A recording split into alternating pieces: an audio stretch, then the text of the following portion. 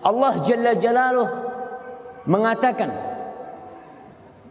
di dalam Al-Quranul Karim, Ar-rijalu qawwamuna 'alan nisa. Lelaki-lelaki itu adalah pemimpin-pemimpin bagi para wanita. Ini ayat insya Allah lelaki hampir hafal semuanya. Kalau ribut sama istrinya dipanggil istrinya, "Dedek sini-sini." Kau itu nggak tahu dengan firman Allah, Ar-rijalu qawwamuna 'alan nisa. Oh, mulai nih jadi ustadz suaminya. Iya. Si istri tanya, "Mas, artinya qawwamun itu apa sih?"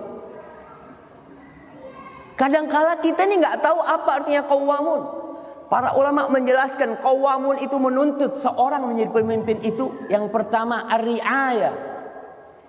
Dia harus perhatian tuh sama istrinya. Seorang suami yang tidak memberikan perhatian kepada istrinya, seorang pemimpin, seorang presiden, gubernur, bupati yang tidak perhatian sama rakyatnya, rakyatnya nggak bakal suka. Kau pun sebagai suami pemimpin, kalau kau tidak memperhatikan istrimu, nggak bakal suka istrimu. Sampai ada istri jenderal yang ngomong sama saya ketika kita umrah haji, dia cerita, "Ustaz, kalau dari sisi materi jangan ditanya. Suami kami ini sudah memberikan segalanya kepada kami. Tapi yang kita butuhkan bukan hanya duit, Ustaz.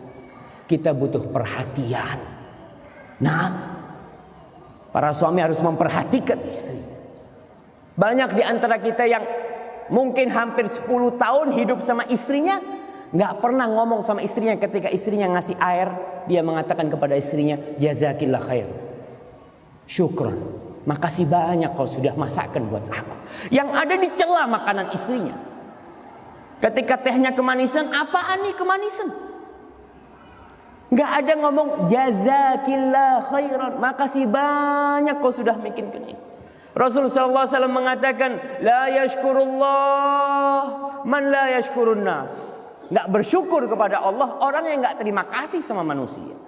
Orang yang paling baik, yang paling banyak kebaikannya sama kita nih suami, istri kita. Kasih perhatian. Pagi-pagi mau berangkat kerja, baju udah disetrikain, udah siap. Sarapan udah dibikinin, teh udah siap. Anak-anaknya udah dipakein baju yang rapi mau berangkat sekolah. Suami tinggal lihat, udah siap semuanya. Oh iya, nggak ada syukron jazakallah khairan. Yang ada marah-marah, tuh anak kok masih belum mandi. Subhanallah. Yang udah mandi kenapa kau nggak katakan syukron kepada istrimu? Betul. Qawwamuna 'alan nisa, menuntut suami untuk memberikan perhatian kepada istri. Berikan perhatian, berikan pujian, berikan sanjungan kepada istri kita. Karena dia itu manusia, bukan boneka. Dia memiliki hati dan jiwa yang kita harus puaskan jiwa dan hati dia dengan kata-kata yang indah. Kemudian yang kedua, al-himayah. Pemimpin dituntut untuk melindungi istri. Melindungi dari apa? Yang pertama melindungi dari diri dia sendiri. Melindungi dari tangan dia. Gak gampang-gampang dia mukul istrinya. Tuh istrimu tuh.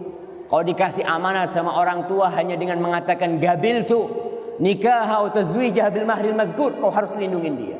Nah, tanggung jawab seorang suami itu berat di dunia dan di akhirat. Dan perlindungan yang paling agung, yang paling mulia yang harus diberikan oleh suami kepada istrinya adalah melindungi istrinya dari api neraka. Bukan dari lapar, bukan dari perampok, bukan dari panas, bukan dari dingin, tapi dari api neraka. Yang kebanyakan suami lupa dari perlindungan yang seharusnya dia berikan. Bahkan istrinya diantarkan ke dalam neraka sama suami. Dibawa menuju neraka sama suami. Allah Jalla Jalla mengatakan, ya ayyuhalladzina amanu, wahai orang-orang yang beriman. Hanya yang beriman yang dipanggil. Apa kata Allah? Qu anfusakum wa ahlikum nara.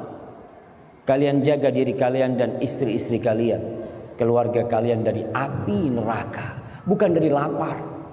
Banyak suami keluar negeri hanya ingin membuatkan rumah buat istrinya, cinta. Keluar negeri hanya ingin memberikan mobil buat istrinya.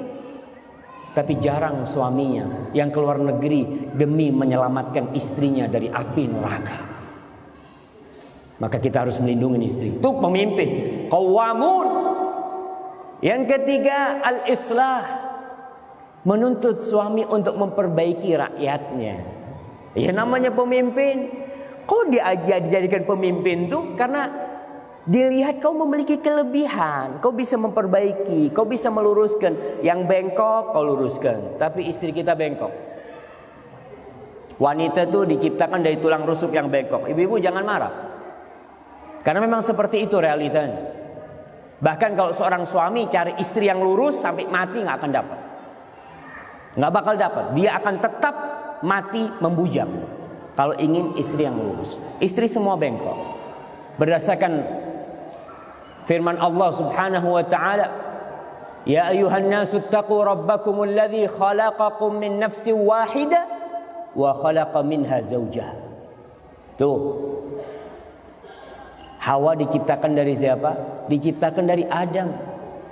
Dan Rasul sallallahu alaihi wasallam mengatakan khuliqatil mar'a min dhila.